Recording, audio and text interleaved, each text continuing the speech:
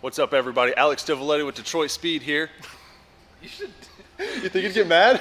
Hey, what's up, everybody? Cody with Detroit Speed here. I know I'm a new face. If you're wondering where Alex is, he is actually in charge of the social media accounts up at Holly. I'm going to be here with my man Matt. Let's get into it.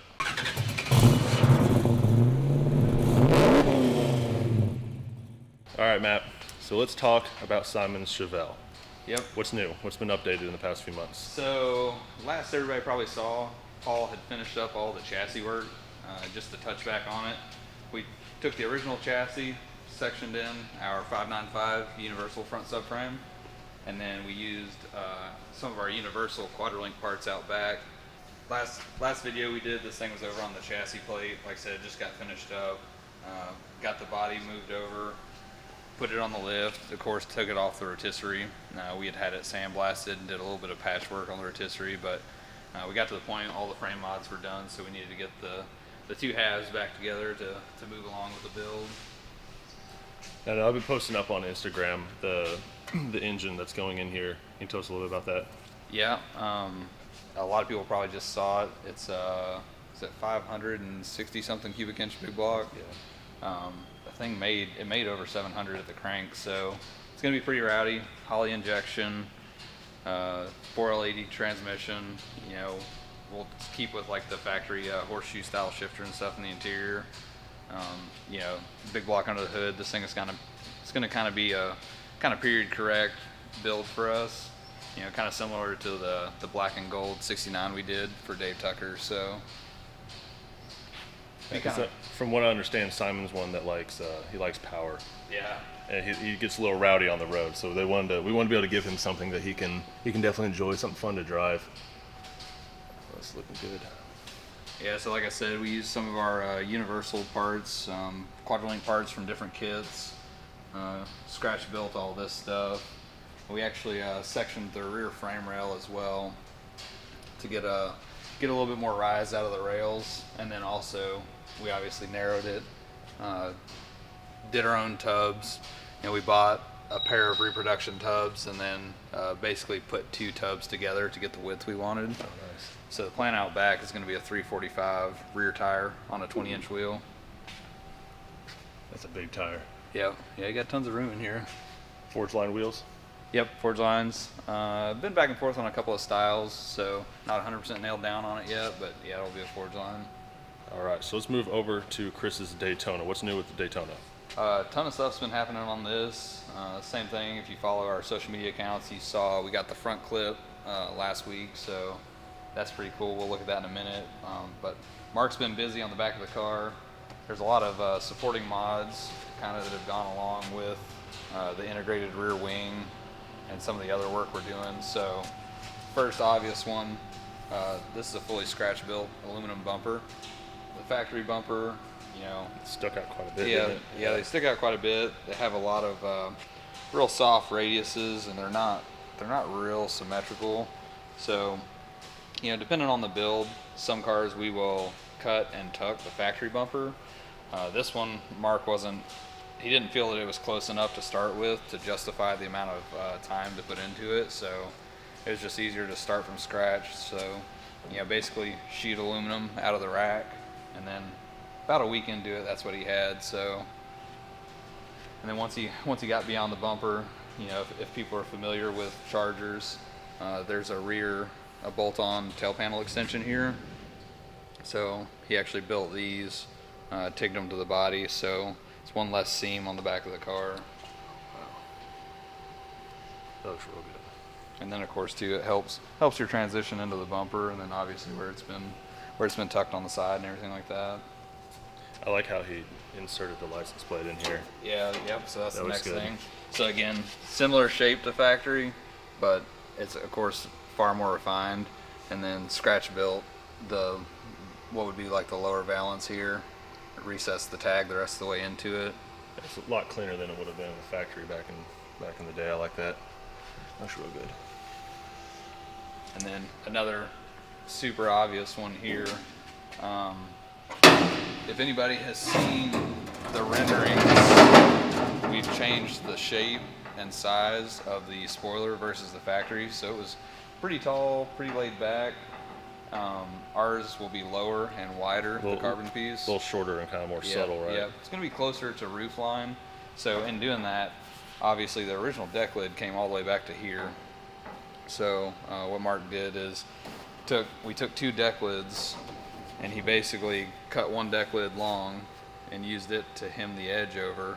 And then this is the remaining rear piece of another deck lid, which created a bolt-on like header type panel. So ultimately shortening this deck lid makes it to where it will open up and clear the wing when that's all said and done. I know I saw him a couple of weeks ago. He was working on the glass. Yep. Yeah, that's another one.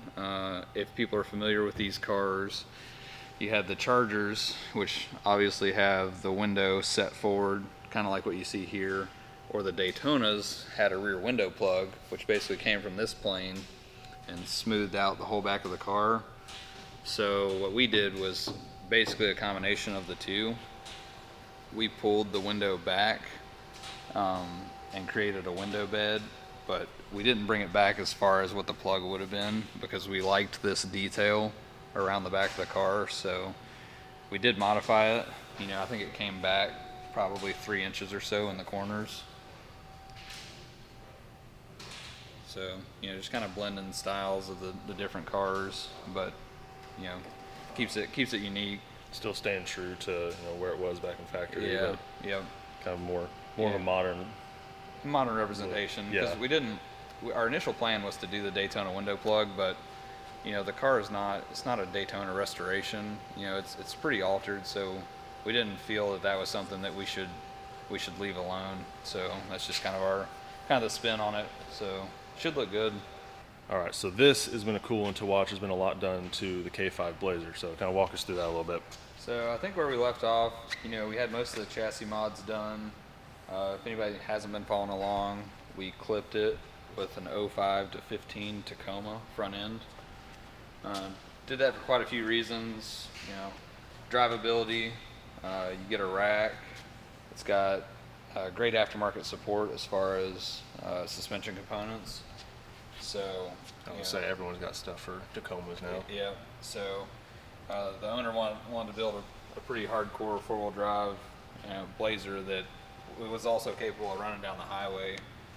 So going to the IFS up front, we did all the Total Chaos stuff on it, keeping all the Toyota 4-wheel drive stuff, and then of course ends up being the same 6-lug pattern as GM. So a lot of reasons to do that front end. So it wasn't that difficult to get bolted up to kind of swap it out? No, it wasn't bad at all.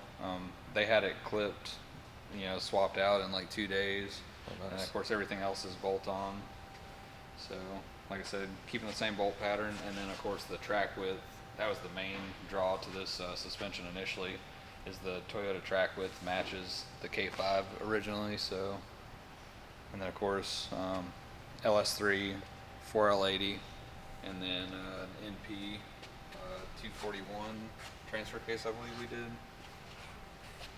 What kind of intake's going to be going on this?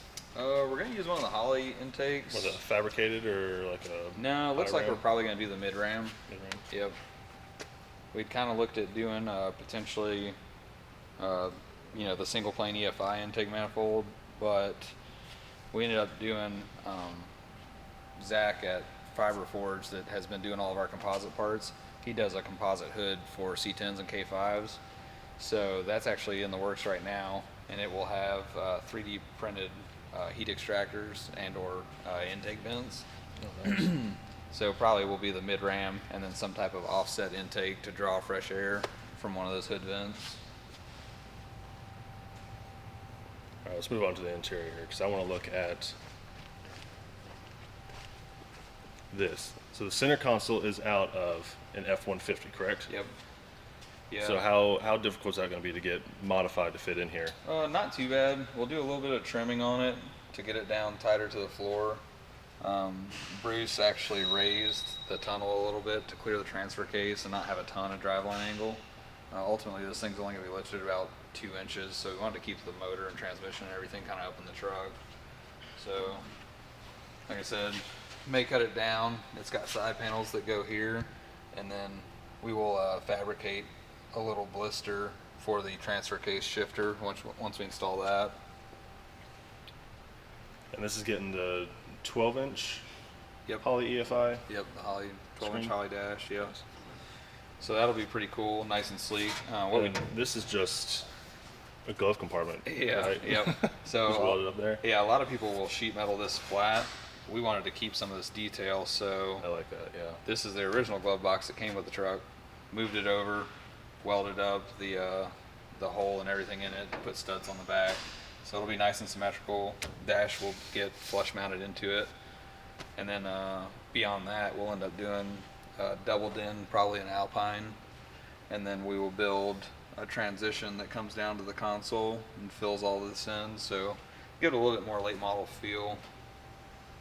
And then along with that, a pretty cool feature, the F-150s that came with the 6 speeds, and the 10 speed may even have it on the side of the shifter. They actually have push button shifting, similar to paddle shifts. Oh, yeah. But it's just on the side of the shifter. And so being that we're running the Holley Dominator, we'll actually be able to wire that up and have a manual transmission that'd be cool. shifting capability on that shifter, just like the factory Ford would have had. So, and again, we'll do all that through it's a 4L80.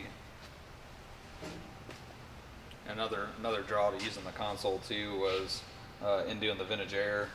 It has full ductwork built into it. Oh, so you can get rear. Yeah, modern car amenities. Most everything comes with rear air at this point. Is this going to have a rear seat in it? Yeah, it will have a rear seat. So get some outlets back here, rear vents and everything. So when they're cruising around, I was talking to Jason earlier, and he's saying that it's 6-inch speakers going up in the front, and then it's going to be 6x9s in the rear, and then 6x9s back here as well, correct? Yeah, more than likely. Okay. We were back and forth, maybe even another set of 6s back here, but yeah, a K5 or anything with the top open, you need a little bit more stereo to overcome wind noise and not being in an enclosure. So are y'all going to fabricate some kind of panel to go across here, or how are those back speakers going to mount? Yeah, eventually we'll sheet metal that whole thing smooth, so it'll house amps, speakers, and then it'll get upholstered and finished out. Kind of help keep everything hidden. Yeah. Nice. Yep. And then I guess too, probably last video we didn't have the new bedside on. No, I think that was done just like last month, right? Yeah. And so, like if you look behind you here, so what we did is these are actually C10 bedsides. Because of all the supply chain issues with COVID and everything, it's really hard to get parts right now. They're all super long lead time. Couldn't really find any K5 bedsides in stock, so the C10 bedsides can actually be modified pretty easily to work on a Blazer. I wouldn't think it'd be that much of a difference for No, mounting up. It ends up, most everything from here back is pretty much the same. The truck bed sides just end up being something like 6 or 8 inches longer. So Bruce and Mark a couple of weeks ago, they cut the bedside down and hemmed the edge over, or put a flange on it just like it would have been, and installed it right back on. So pretty straightforward. All right, you've probably seen them in the background, and I know Alex talked about them last time. The fiberglass mock-ups for the front clip for the Daytona. Matt, tell us about those. So this is the first round of parts we got from Fiber Forged. So basically the goal was to do everything in fiberglass initially. That way we can do all the fitting, build the front end. If we have to cut on these or anything, it's no big deal. And then once everybody's good with these, we'll kick off the final round of carbon parts. I'll post the video up on here so y'all can see it, but they actually 3D printed the front clips so that way they could have a mold to do the fiberglass and then do the carbon fiber on. Yeah. And it's pretty sick to watch it, Yeah, it's crazy. build this whole thing. Yeah, no, they printed an entire bumper. It was only 2 pieces, and I want to say Zach told me it was roughly like a 320-hour print, so like nonstop. It's pretty crazy. So yeah, they used the print to make the plug for the molds, and then everything else was CNC routed out of some type of high density foam, for making molds.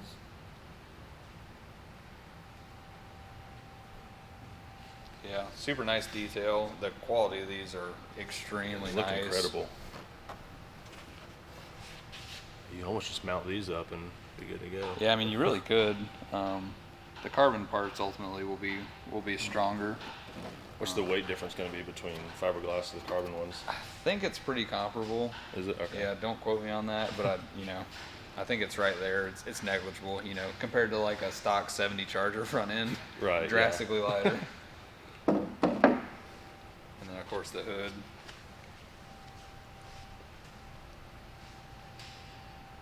So pretty big raised feature in the center to clear the elephant. That blower is huge. So anybody that's doing any of these swaps in the early Mopars, you got to have some kind of a hood on it because it'll never clear it. Or you cut a hole in it. There's that option too. Yeah. So this is what we ended up with. And of course the whole car again was modeled in CAD in order to do all of this stuff. I mean, it's kind of like the same thing with Kevin's GTO. They had to move the vents forward like 3 inches on the front to clear the LT. Yep.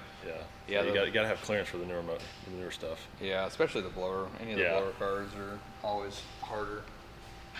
And so now these are getting slotted vents in here, correct? Yep. So said and done, the hood will be painted body color. It will be made of carbon, and then the vent features, it's all individual vents, and they will stay raw carbon and lay in.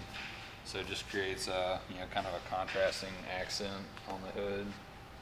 The lower lip or chin spoiler will stay raw carbon, and then of course the wing, that's the one we're most excited about. It'll stay raw carbon, and in talking to Zach, it sounds like the whole thing's gonna be molded one piece, so it's gonna be huge. Is it gonna stay carbon fiber too? Yeah, it'll stay bare Are we getting a fiberglass mock-up of it as well, or is it just gonna show carbon fiber? Yep. Yeah, the fiberglass one should be here probably in the next 2 to 3 weeks. So honestly, that's about all that's left to wrap up the back of the car. As soon as we get that in, I'll be sure to post some pictures, and maybe we'll do a little video walk around of it for you guys. All right, let's head on over to the paint and body shop, take a look at a couple of things going on over there.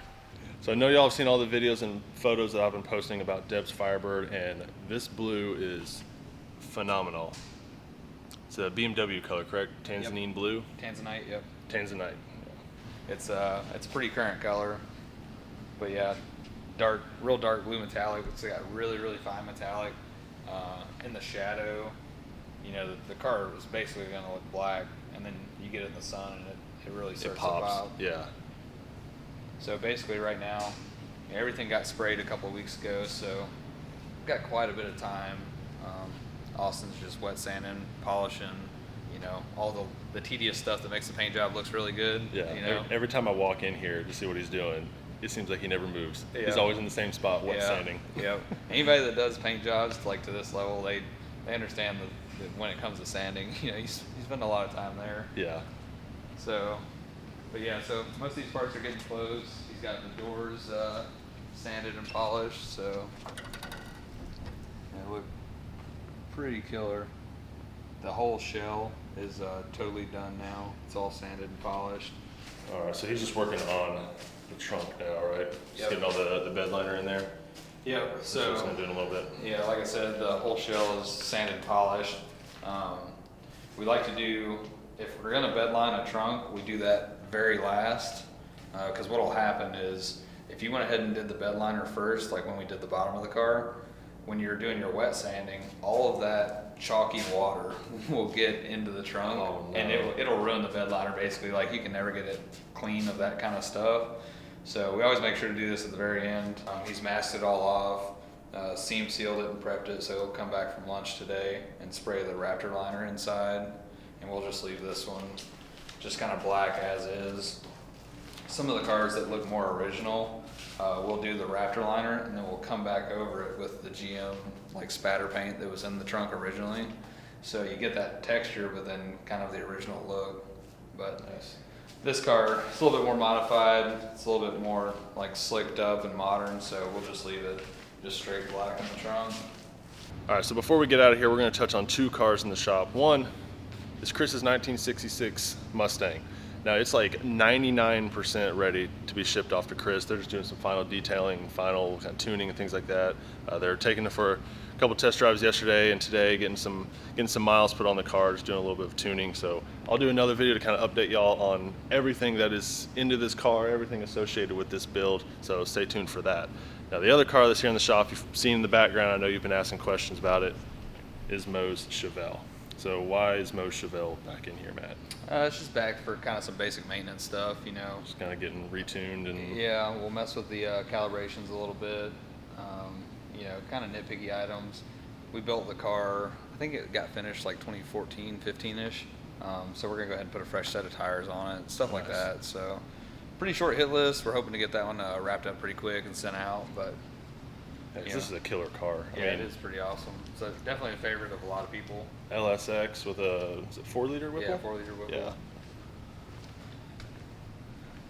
My favorite thing about this car is the valet mode. Being able to switch it into 25% throttle, and was it not over 4,000 RPMs? Yeah, right? something like that. Yeah, that's such a cool thing that I don't feel like you see a whole lot. Yeah, well, it's something you definitely need with a car like this. Yeah, you know, some 16-year-old valet at a hotel trying to take it out for burnouts. Friends, and stuff. acquaintances. Yeah. You know, anybody that you don't 100% feel confident in their driving prowess. All right, everyone. So that's it for this month's Project Shop update vlog. We'll be back with you next month to talk about everything else going on in the shop. I want to thank Matt for being here with me today, kind of talking us through everything, just everything that's been going on the past couple months. Like I said, we've had a lot of updates, a lot of changes going on here at Detroit Speed. So I apologize for this vlog being a little later than it should have been, but we'll try to keep up with these once a month, and then along with some other vlogs here and there, just kind of about each individual car and other things that come into the shop, different components and stuff like that. So that's it for today. Catch you on the next one.